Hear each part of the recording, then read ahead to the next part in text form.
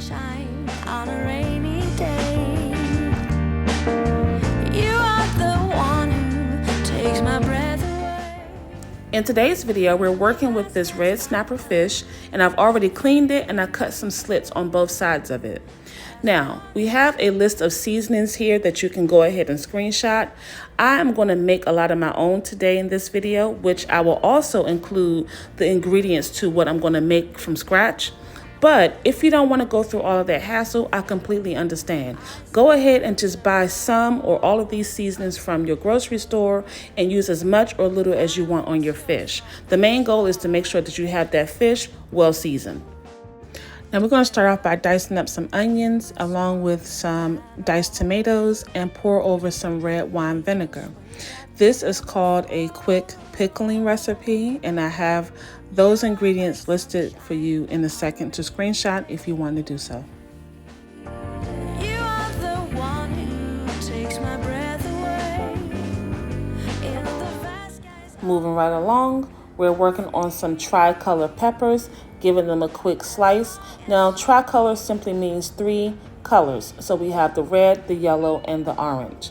In this little bowl, I have what's called a paste that I'm making from garlic, pepper, salt, ginger, and basil. And I do have the list for this paste as well. Now we need to make a flour coating to go over top of our fish before frying. So on the plate, I have some flour and I'm going to add some cornstarch. The cornstarch just give the texture to the fish a crispier skin. We want crispy and not soggy skin. Now this is that seafood seasoning we mixed up earlier that we're going to pour half of it into the flour mixture. Don't worry, I also have the list of this concoction coming up in a second for you to screenshot.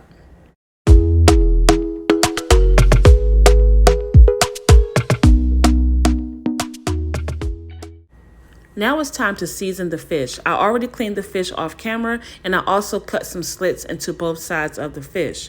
I'm going to take this paper towel and make sure I get off all of that liquid, the moisture, the water, etc. Clean it up with the paper towel because you don't want to burn yourself when you add that fish to the grease. I'm taking the paste that we made and I'm putting it in through those slits. And I'm also going to smear the inside of the fish with the same paste.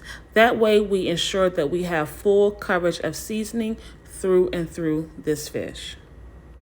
So let's go ahead and do a quick recap. So far we cleaned the fish, made our seasoning, seasoned the fish, and we're about to fry it.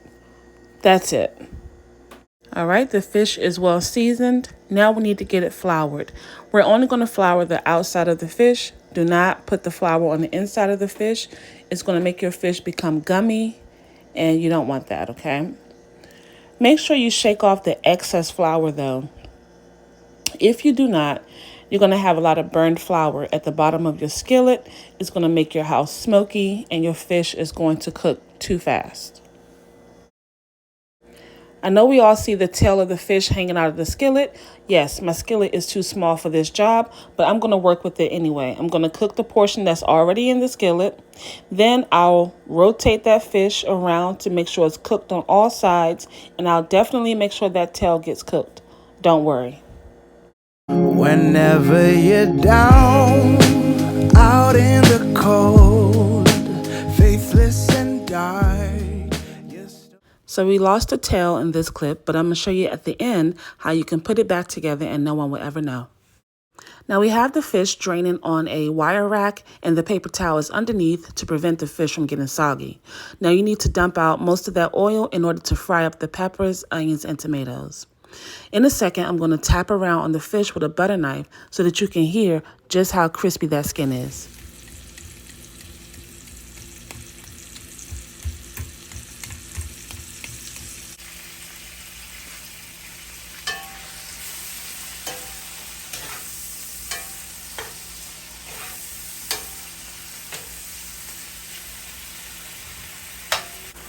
Now I saved a little bit of the paste that we made earlier to be able to dump it into the skillet at this point. We're in the final stages of building our sauce here, so we just need to add some tomato paste. This is going to be the thickener to start out our tomato-based sauce. And then we need to use some water or chicken broth to thin it out. Now, I'm only making one piece of fish for the video, but I have about 4 more pieces to make off camera. So I took half of that sauce and put it aside for later. I'm adding in some jerk seasoning.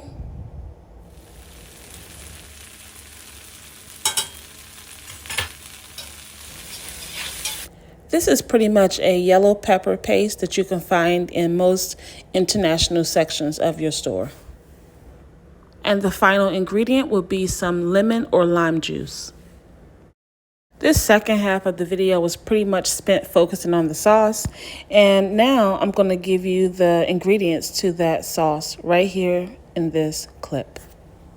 So far, I've provided you with the ingredients to almost everything that I've done, but of course you need to taste and adjust according to your own preferences. Now, this is the fun part. After all of that hard work, now it's time to make this baby look pretty. So we're going to stuff some of the inside of this fish with some of the peppers and onion mix, and then we're going to dress it lightly on top of the fish.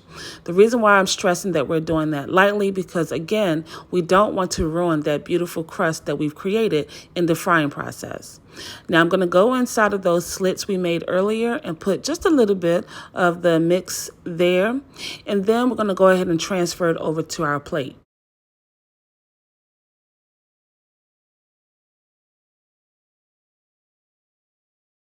Now it's time for us to do a little surgery on this tail. Let's go ahead and attach it back to the body the best way we can. Do a little bit of nip and tuck. And then we're going to drizzle the sauce in the spot that the tail detached away from the body. Finally, we're going to do a little more cosmetic work by adding some sauce over top of the eyeballs. I'm doing this because I think it looks a little more presentable that way and less grotesque. Even for those who do enjoy eating the fish head, I think they'll appreciate not having the fish eyeballs looking back at them before they eat it. Okay?